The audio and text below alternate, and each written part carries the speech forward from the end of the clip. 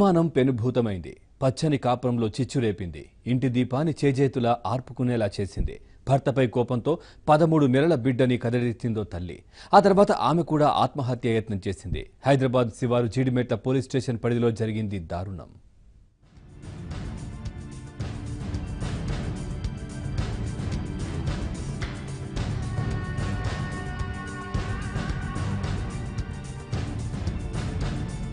మేడ్చల్ జిల్లా Jeedimetla police station పరిధి షాపూర్ నగర్ లో భార్యాభర్తల మధ్య జరిగిన గొడవలో 13 నెలల చిన్నారి బలైంది. భర్త ఇంట్లో లేని సమయంలో కత్తితో చిన్నారి గొంతు కోసింది తల్లి. తర్వాత అదే కత్తితో ఆమె కోసుకుని ఆత్మహత్యయత్నం చేసింది. రక్తపు మడుగులో పడి ఉన్న భార్య కూతురుని చూసి షాక్ కు గురైన తండ్రి వారిని స్థానికుల సహాయంతో ఆసుపత్రికి తరలించారు. అయితే అప్పటికే బిడ్డ చనిపోయింది. తల్లి పరిస్థితి విషమంగా ఉంది.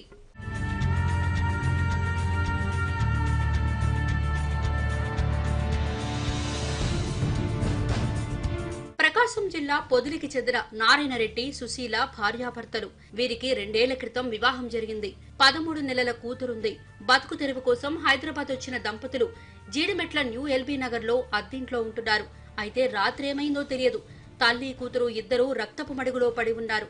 ఇంటికి వచ్చిన భర్త వారిని చూసి షాక్ గురయ్యాడు. స్థానికుల సహాయంతో ఇద్దరిని ఆసుపత్రికి తరలించారు. అప్పటికే 13 నెలల దీక్ష మృతి చెందిందని వైద్యులు తెలిపారు. కత్తి గాయంతో ప్రాణాపాయ స్థితిలో ఉన్న సుశీలకు వైద్యులు చికిత్స అందిస్తున్నారు.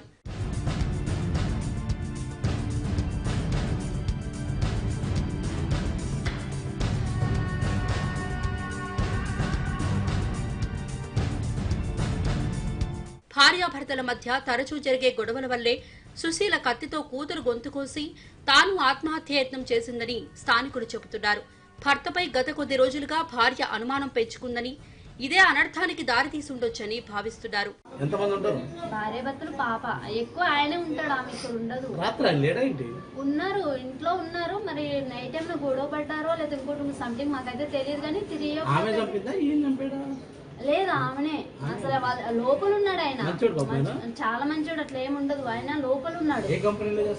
తెలియదు మాకంతా, మేము అంతా మాట్లాడలే. కాకపోతే మామూలు క్యాజువల్ గా మాట్లాడతాము. లోపల ఉన్నారు. డోర్ కొట్టిన తర్వాత కింద పోయి వాళ్ళని పిలుచుకొచ్చాడంటే మాకు మెలకు వచ్చి ఏం డోర్ ఇట్లా పిలుస్తున్నారు, ఈ టైంలో ఈ అన్న ఎందుకు వచ్చిండు అని చెప్పేసి మేము చూసుకున్నాం. చూసేవరకు ఆమె బయటకు వచ్చి తీసుకొచ్చాడు. చూడలేదు సార్. పాపనైతే చూసాను. పాప అయితే ఇక్కడ చనిపోయింది. అంటే ఇక్కడ హాస్పిటల్ తీసుకెళ్లారు.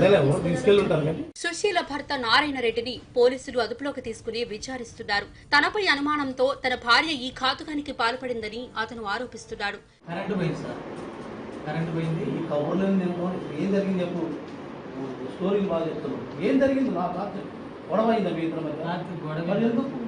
ఈ కబుర్లు ఏం జరిగింది? రాత్రి గొడవైందంటే పక్కకి వాళ్ళు చెప్తున్నా.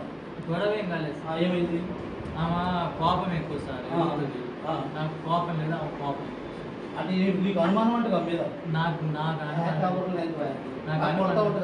నేను కొట్టాను సార్. నేను ఎందుకు కొట్టాను?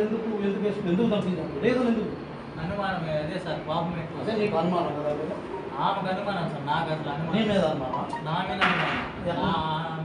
మరోవైపు అపస్మారక స్థితిలో ఉన్న సుశీల స్పృహలోకి వస్తే అసలు ఏం జరిగిందో తెలిసే అవకాశం ఉందని జీడిమెట్ల పోలీసులు తెలిపారు. ప్రకాశం జిల్లాలో ఉంటున్న నారాయణరెడ్డి, సుశీల కుటుంబీకులకు సమాచారం ఇచ్చారు.